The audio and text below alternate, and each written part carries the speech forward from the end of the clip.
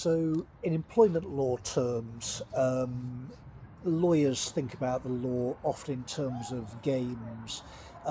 These are not really games, of course. You're dealing with serious matters that affect people's lives.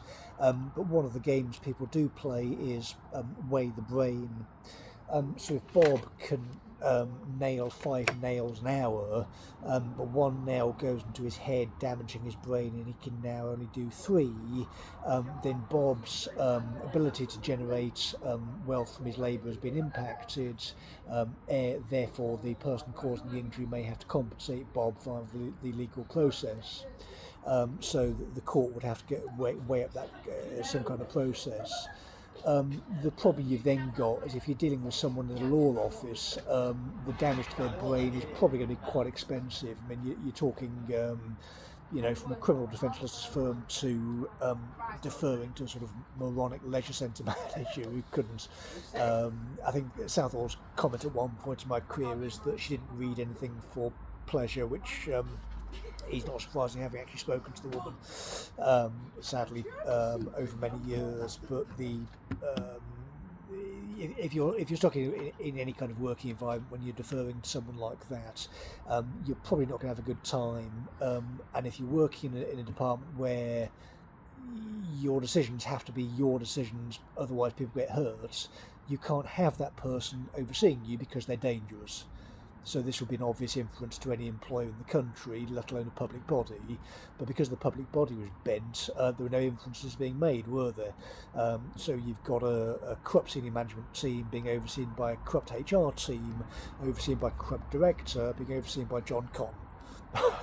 So the entire thing was just a corrupt patronage network, effectively.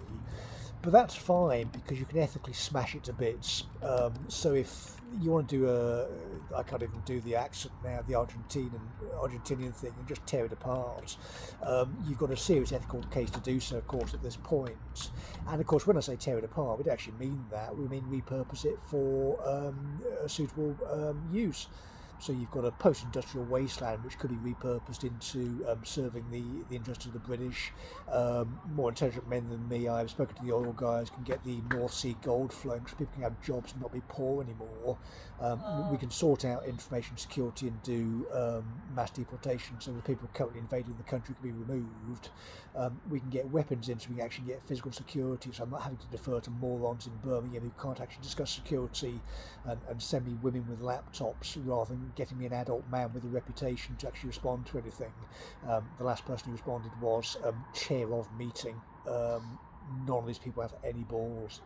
But it doesn't actually matter, as we say to these people. So because these people live in this kind of childlike, feminised fantasy world, when you're standing in a car park full of ex-military, ex-police and that kind of stuff, and you're discussing various matters in Birmingham, plus that's being backed up by parliamentary reports, and the guy doing that is discussing a referendum for the death penalty, then the morons in Birmingham playing these dim-witted games are probably going to be hauled off their computers quite quickly once the adults actually start dealing with this problem. And by the adults, I mean actually West Midlands police who are apparently doing theatre performances rather than catching crooks.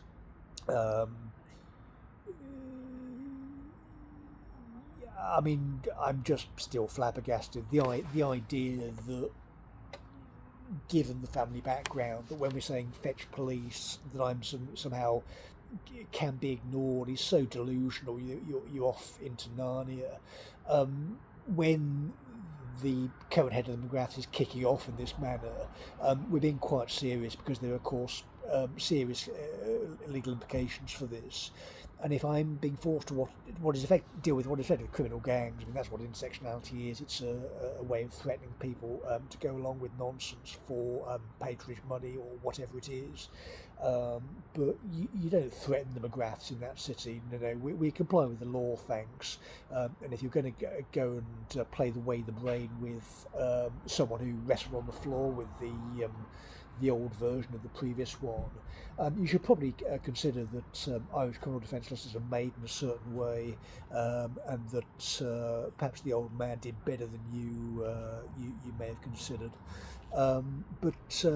If you're in Birmingham's legal services department, you probably actually want to be getting the police in when when senior members of the department are creating fictitious bureaucrats, so they don't have to pick up a phone or actually engage in some kind of process, because entirely reasonably, you're not actually going to sit in any kind of meeting with people who are obviously highly predatory and dishonest, without a qualified solicitor that you trust to actually record the conversation properly, follow the chain of inferences forwards as you instruct, because you've been given the brain to do that.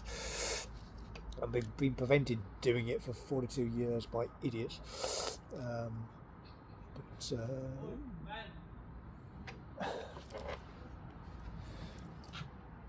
The one of the more pleasant experiences was vanishing into the night back in November and growing in the back of a car. Now the pressure relief valve had been taken off, because you're not being savaged by a criminal defence solicitor any further. Actually getting your own brain back and being allowed to use it after 42 years was a pleasant experience back then, but having had several months to walk it off, and getting the Raptor intelligence back, the ability to hunt like aliens in Birmingham is going to be so easy. This is what they're hiding. Catching these people is going to be so easy, and just asking them basic Socratic questions. I don't even want to know. Actually getting to use the damn thing after 42 years is going to be such a pleasant experience.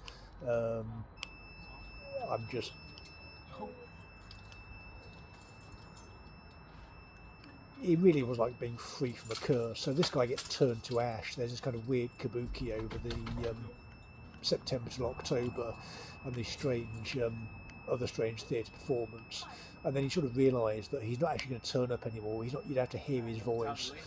His subjective opinions on matters aren't actually relevant.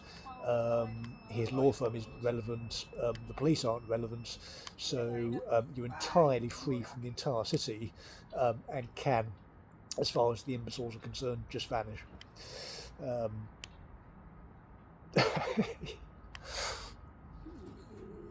I mean,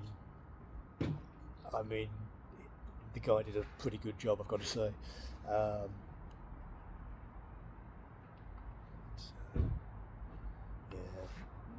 The Old Man's Ghost project, I would say, has been a pretty wild success.